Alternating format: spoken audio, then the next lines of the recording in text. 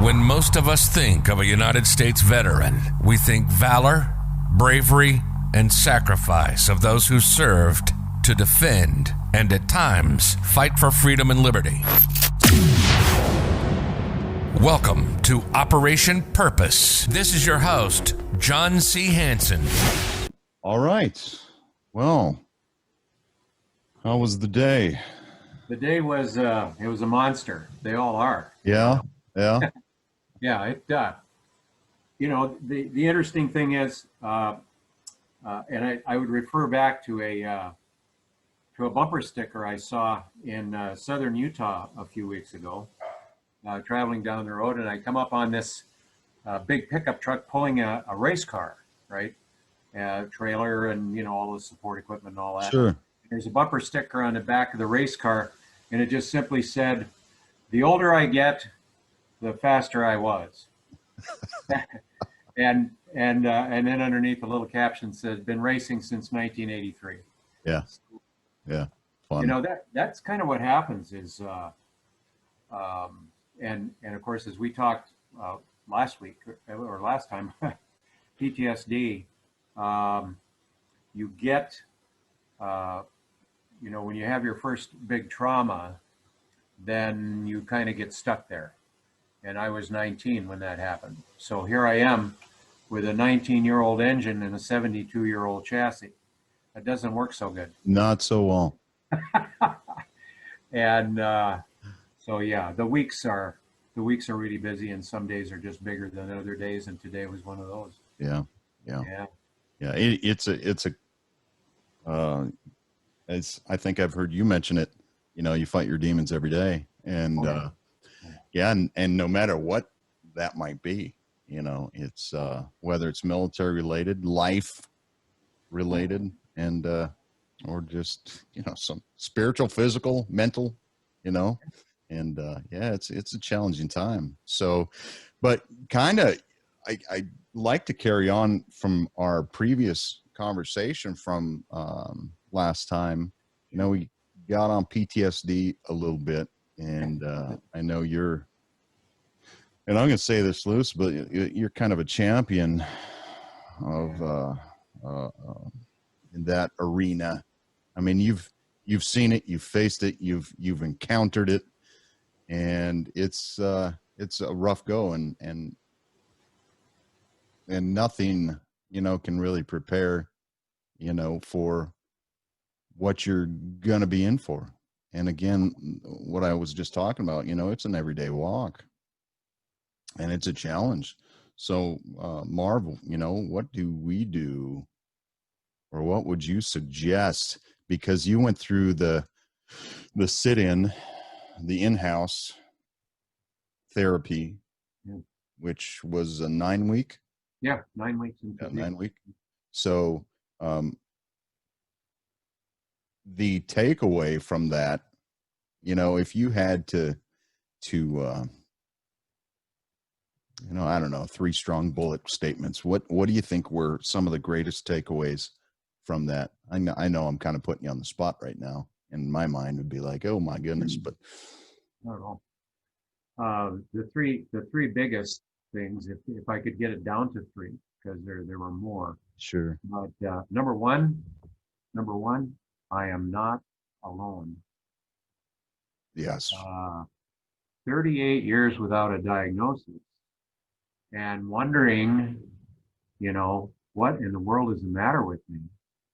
And we talked about that briefly. Your Right. dad said to me, I'm not the guy he remembers, I mean, yeah. So, you just you're kind of an island, and you're just moving along day by day, and you're wondering what's next. And so, am I the only one like this? That's a very hollow, empty feeling. So number one, when when I went to Topeka, and I think about my counselor at that time who recommended I go, the first thing, I'm not alone. Oh, Right. others like me who struggle. And so, yeah, probably the second thing that I learned, and I'm still learning, I got introduced to anger management Yeah. and how to accept anger and understand that anger is a normal emotion Right. and that we all have anger. But the key for me was I do not have to react to that anger immediately. Yeah. I don't have to respond immediately. It's not a knee-jerk thing. If I get angry, I don't have to kick the dog. I don't have to start cussing and throwing Sure. things or whatever or raising my voice. I can be angry and I can recognize that something has really got me upset. But if I can delay the There you reaction, go. Yeah. and I'll guarantee you, John, what I learned from my peers there and from the staff there was that if you will give your anger a chance to process what it is that you're responding to, that you're keyed up about, your response will be different 2 hours from now, Sure. 12 hours, Absolutely. you Yeah. know. And I learned how to write down my feelings. I think they call it catharsis, where you will write a letter to yourself or something, or you'll write a letter to someone, and uh, and you're going to really chew them out, and you're going to tell them what for. Sure. Right. And it's in the computer, and you haven't hit send yet, Yeah. right? You know, gosh, what's the song? Letters. Oh yeah, letters I've written, never meaning to send. Oh gosh, Oh 19 like boy. that, huh? Yeah. Yeah. you know, so there you have it. Yeah, anger management. So I'm not alone. I'm learning how to manage my anger. I kind of pinpoint that because I think it's crucial because, as it says, no man's an island. True. And we may have even addressed this in the past, but that's even the enemy of our soul will try to rub it in you or make you feel alone, Oh yeah. that you're the only one going through it. And even though you may have the head knowledge that I'm not the only one going through it, but you feel it. Sure you do. And it doesn't matter. You can know as much as you know. You can be the smartest man alive, but Yeah. if you don't feel it here, Mm, and that's what we need to do. We need to be able to feel it within ourselves, and that's great because that no one's alone. right. Even our listeners out there, you're not alone. No one's Oh alone. no, no. Oh No, no. it's the matter of finding the right shoulder to lean on or the ear to talk to. So, And that's point number 3. right. And I'm going to get to number 3 in a minute here, but I want to just revert quickly back to not being alone. The first one, I remember clearly the first group meeting I went to, the first PTSD group meeting I went to. I was invited by Dr. Jeremy Crosby to come to this meeting. It was on a Tuesday evening. I was scared out of my wits. Yeah. I had no idea what I'd be walking into. And he told me, you don't have to say a thing. Take a seat you're comfortable in and just observe. And that's what I did. And Dr. Crosby would have people introduce themselves and go around the room. And this was very interesting. And I did introduce myself, and as a Vietnam veteran and etc. But in listening to these other gentlemen, and it was an all men's group, generally is, for some reason, it's either all ladies or all gentlemen. Sure. Um, but I thought they were reading my mail. I mean, they were saying things that I have felt, that I have agonized with, that I have had nightmares about for years, for decades. And these guys were talking about things that were on their mind that they experienced during the week. Sure. And it was like, oh my gosh. Now, What? did you literally think or feel that you're the only guy that's going through this? I had nothing else to, The basis on. I had no reflectivity. I had Sure. no comparative. I didn't talk to anybody about this stuff, you know.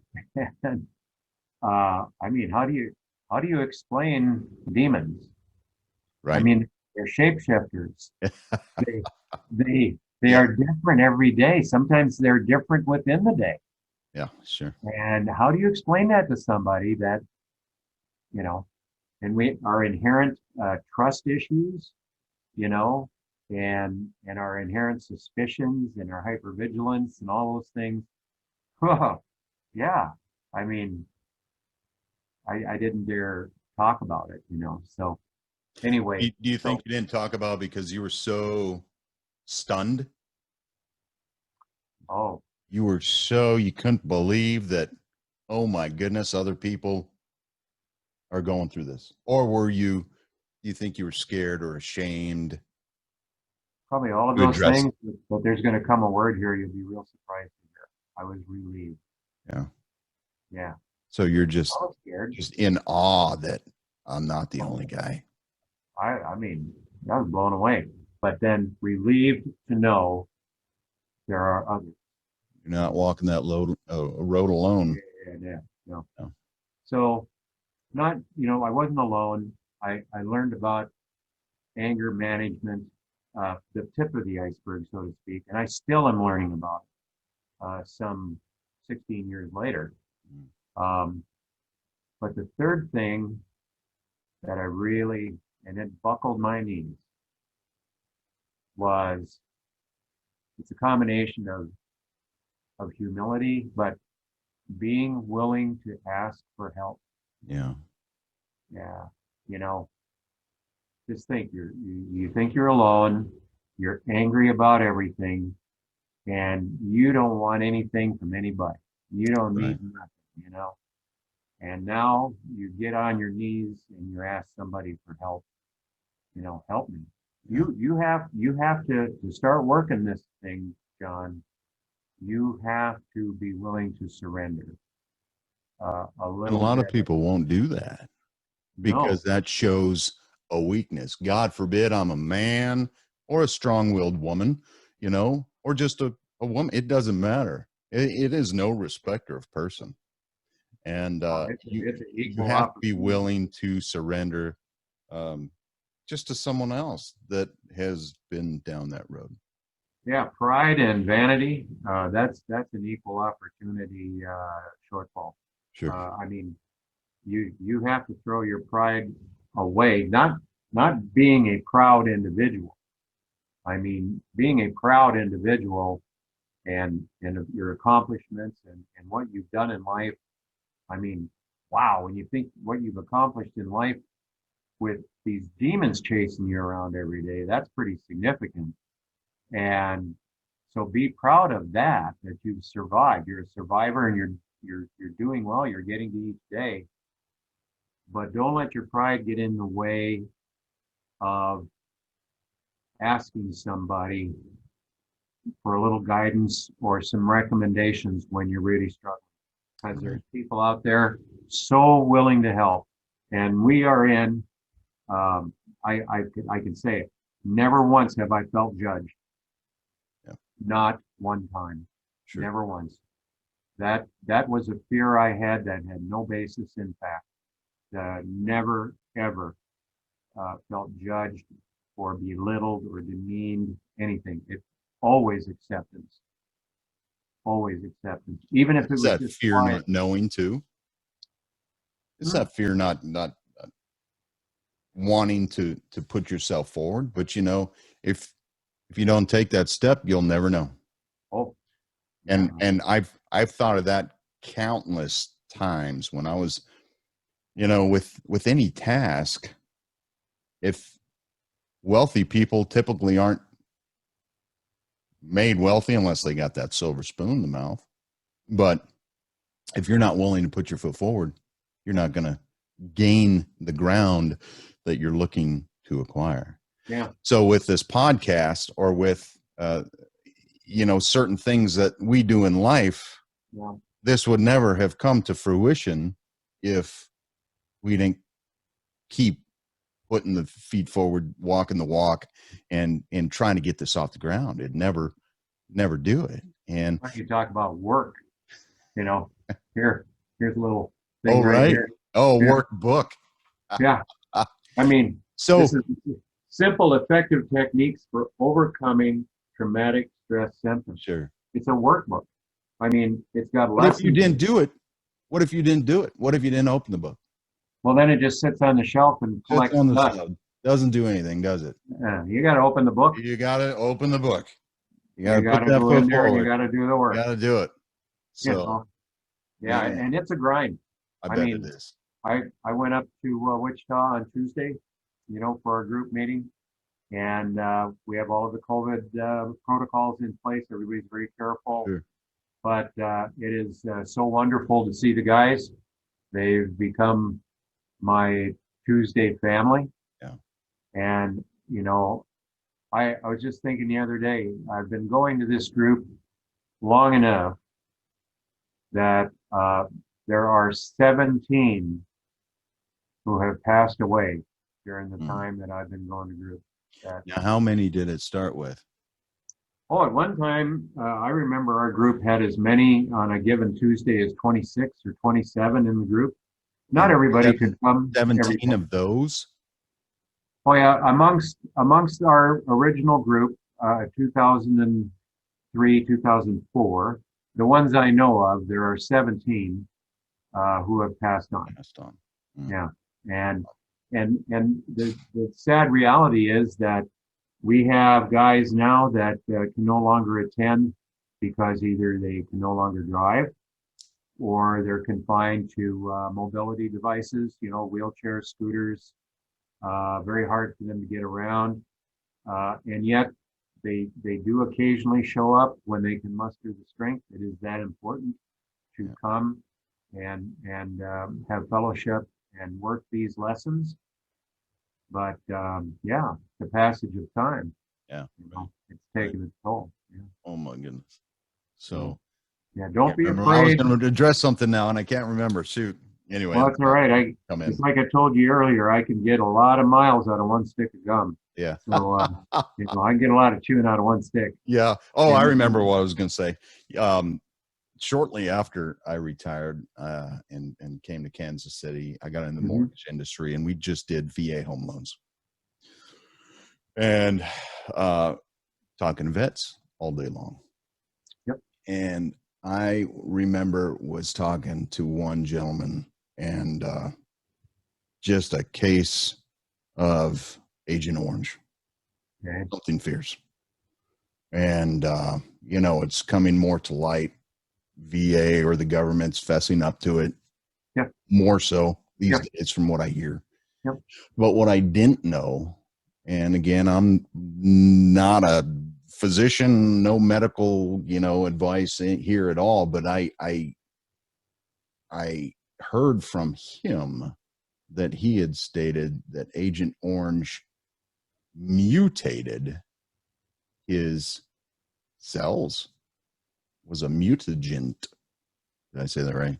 Anyway, so his kids, his two daughters were affected. Yep. Came out deformed. Yep. And I did not know that. Sure. So he sought help, again, taking that step to seek help. I don't know why my mind went in that direction, but there was a lot of that, which I guess in turn would lead to his PTSD if I'm, getting Agent Orange or whatever happening to me while I'm in a deployed location. Okay. So the trauma that things take place on ourselves, our lives, and it affects so much of us.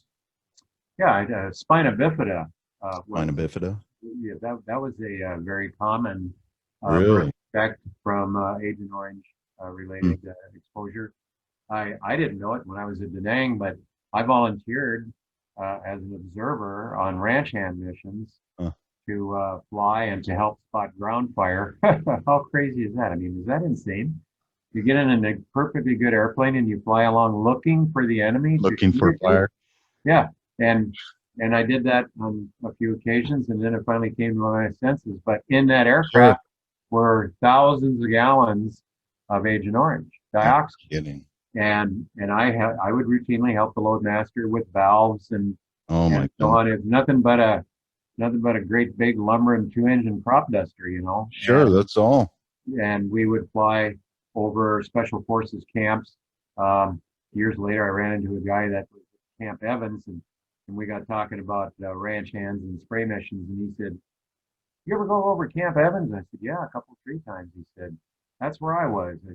I said, Oh, my. "Well, when were you there?" He said, "I was there during the summer of '68." And I said, "I flew over Camp Evans in the summer of '68." Spraying that stuff. Spraying that stuff, you know. Yeah. He said, "Thanks a lot." He said, "I glow in the dark. I got, you know, I got extra Yeah. fingernails. I got, you know." So, no, it was bad stuff, really bad stuff. Yeah. No, it was a pesticide, not a pesticide, Herbicide. killed foliage. Yeah, herbicide. Herbicide. So, yeah. It's like Roundup on steroids, you know. Sure. I mean, it killed everything, and eventually it killed GI. many. Yeah. I have 2, you know, good buddies that both of them died of lung cancer, liver cancer. Just bang bang came just real close to each other, and both of them were in a high exposure area. Was it? And it was directly related to Agent Orange. Thank goodness I got both Albert and Dave to VA doctors in time where their cases were Recognized. processed, and their widows are well taken care of now for life, you know. But here's the thing, see, Dave was more willing to ask. His name is Dave Wagner, lives in Minnesota, heck of a guy. Yeah. Albert wouldn't ask anybody for anything. I mean, he was just a stubborn old Marine, and he wasn't going to ask, you know. And finally, his wife came to me and she said, "Marv, you got to help Albert. He's so sick and he won't go see anybody." And I finally got through to him, and we got him over to a doctor, and he got a diagnosis, and we got him connected to the VA right away. And yeah, everything. I mean, he lived long enough where his case was all completed, and she's taken care of for life. So do you think 68, 69, that was the worst Not usage of that? There were periods of time where spray missions were very intense, and that depended so much on the mission and troop movements. But Agent Orange was widely used throughout the campaign. Yeah, and so I mean, it was more like, it wasn't so much the timing; it's where were you? Because, you know, like Da Nang was a very heavy, in Quang Nam province, very heavy concentration of Agent Orange, and then there were other places as well. But yeah, that stuff. Oh, my goodness. Well, at least some of those guys are getting help, and there's still many out there that I'm sure are not. Again, you know, you need to put the pride away and seek the help. But now they'd be in their late 60s, 70s, yeah. maybe 80s. The average age of Vietnam veterans now is almost 71 and a half years. Okay. Yeah. That's the average age.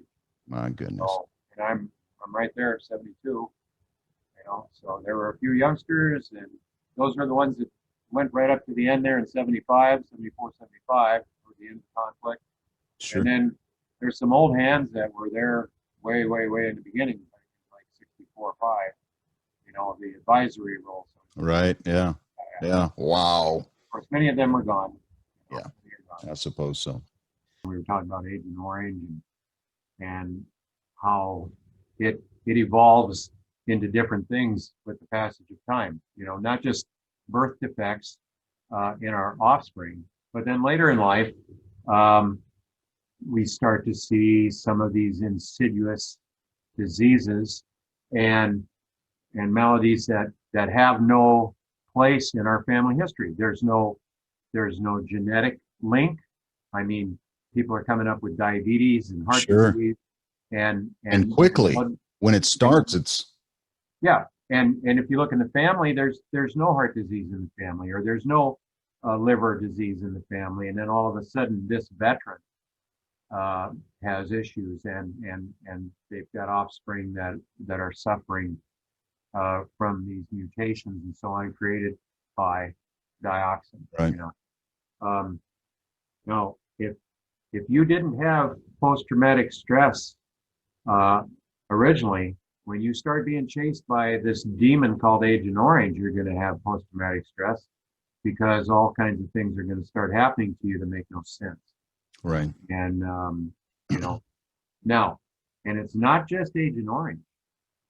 I have a friend who lives in the San Francisco Bay Area who served in Desert Storm, and he was out in the desert and was It's the dust and the smoke and the fires and all of that, and he was inhaling stuff.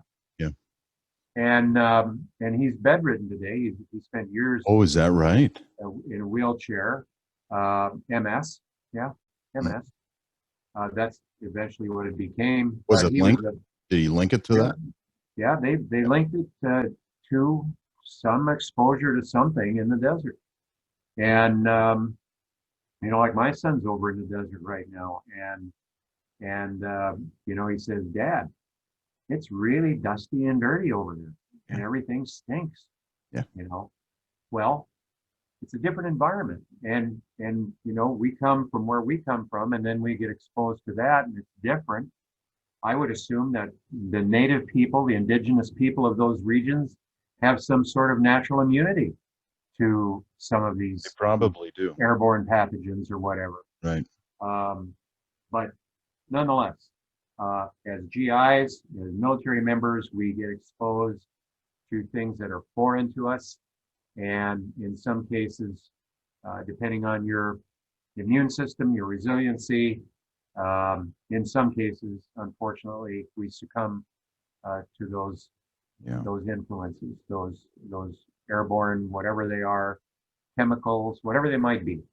So that's just part of it when you sign your name on the line, right? Oh, it is. Yeah, it is.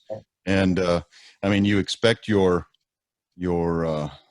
country to do the best for you, but sometimes you find out later on that we're just the guinea pigs.